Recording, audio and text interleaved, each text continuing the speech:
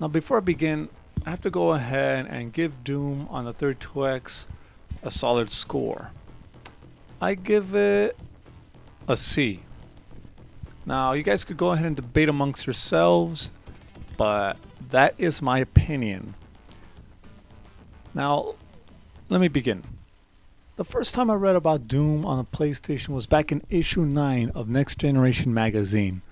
On page 96, there was an ad for it, and instantly, like before, I got excited.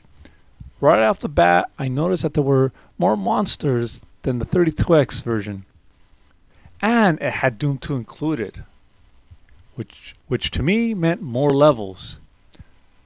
I was and still am a Sega fan. However, I told myself if I ever got a PlayStation, that is the first game I'm going to get. Flash forward to the summer of 1997, and my dad bought me a PlayStation. Out of nowhere, he said, "Here you go." I was both shocked and, well, happy. Instantly, my thoughts turned to Doom. It has been a year since I saw that ad, and I already was thinking to myself, for sure, I'm never going to see a copy because it's been so long, yada, yada, yada. Keep in mind, this is before GameStop or the internet, basically. But nonetheless, I still kept looking in hopes of finding the game. Then, I don't know, sometime around the spring of 98, while shopping at Target looking at their clearance, because, you know, Target always has some great games on clearance, believe it or not. That's when I found the greatest hits edition of Doom on the PlayStation 1. Within a heartbeat, I grabbed it, bought it, and even to this day, still enjoy it. What separates this version of Doom from all other versions, even the newer releases, is how it feels. This edition has new music that has a dark ambient mood. It gives levels a sense of solitude, which is only interrupted by surprise attacks by monsters. It truly has a type of horror quality to it. Aubrey Hodges, the creator of these tracks, changed the atmosphere of the whole game by making these awesome tunes. On a side note, you can actually pop the game into a CD player and hear the entire game soundtrack. Sound effects have been changed as well. Most of the weaponry, as well as all the enemies, minus the Pinky Demon, got the sound effects changed. These samples sound a bit more realistic and sharper. In my opinion, I would say they sound much cleaner than the PC original. A feature that's unique to this version is colored lighting effects. At certain areas of the game, the lighting would change into an assortment of colors that correspond to either an item or any biohazards that may be nearby. This level of detail heightens the atmosphere and brings you closer to the game. Another feature unique to this release is transparent textures. Honestly, I really don't see a reason why I had to have this, but I guess it's alright. The level Club Doom has a perfect demonstration of both transparent textures and colored lighting.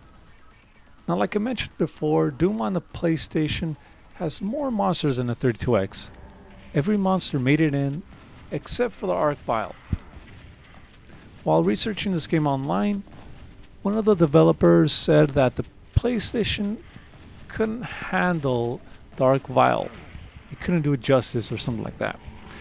I'm guessing that's due to the Arc Vial's frames of the animation. It has twice more animation than most monsters, and its ability to resurrect fallen enemies was probably too much for the PlayStation's memory to handle. Nonetheless, missing out on only one monster isn't too bad. PlayStation owners were treated to 3 variations of Pinky Demon.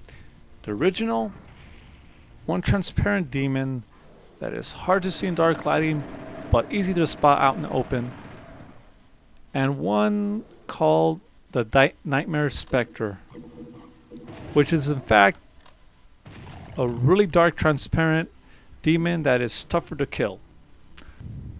The levels exclusive to this version are Hellgate, Hellkeep, Twilight Descends, Redemption Denied, and 3 hidden levels, which are the marshes, the mansion, and a super secret level called Club Doom.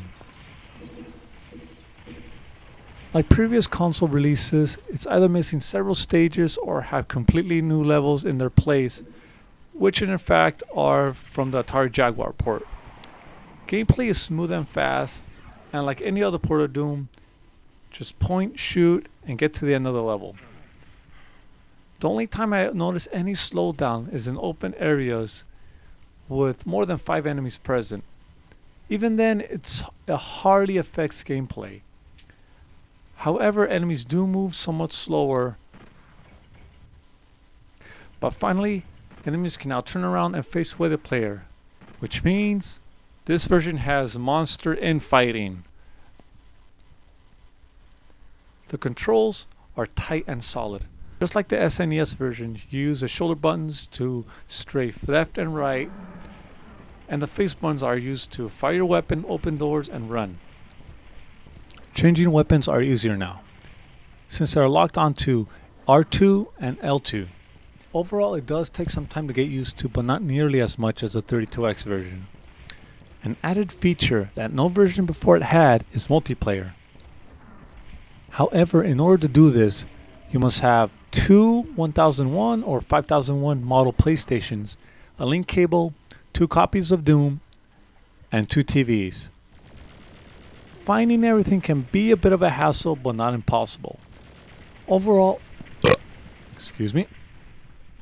Overall, I give this version of Doom an A. Granted, it's not a perfect PC port, but new soundtrack, sound effects, and exclusive levels make this version of Doom a unique experience which cannot be found anywhere else. I say pick this version up if you find a copy. The long box copies run for around 40 to 50 bucks, while the greatest hits version sells for around $20. This was David from Calling All the Gamers, telling you to have a good one. The next Doom review is going to be on the Sega Saturn, and I have to tell you now, like the SNES, the Sega Saturn is having trouble with my Game Capture HD. Oh God. Anyway, have a good one. Take care, you guys.